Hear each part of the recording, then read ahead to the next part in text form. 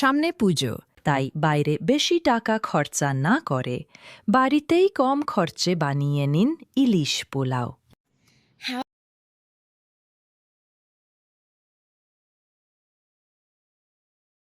চাল ধুয়ে খানিকক্ষণ ভিজিয়ে রাখুন। ঝরঝরে করে ভাতটা করে নিন। ইলিশ মাছের মাঝখানটা দুপাশ থেকে ধারালো ছুরি দিয়ে কেটে ফিলের মতো বের করে নিন।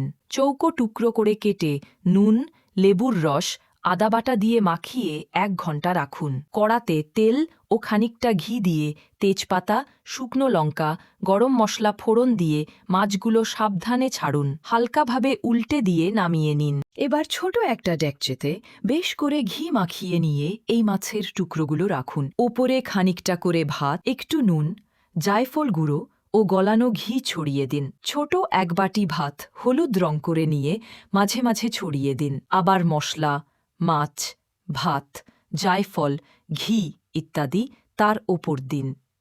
এই রকম করে সবটা হয়ে গেলে ডেকচির মুখে একটা ঢাকনা লাগিয়ে গরম আভেনে 10 থেকে 15 মিনিট রেখে বের করে নিন। আভেনে না থাকলে খুব ধিমে আঁচে গ্যাসেও বসাতে পারেন। এইভাবে খুব সহজে বাড়িতে তৈরি করে নিতে পারবেন ইলিশ পোলাও।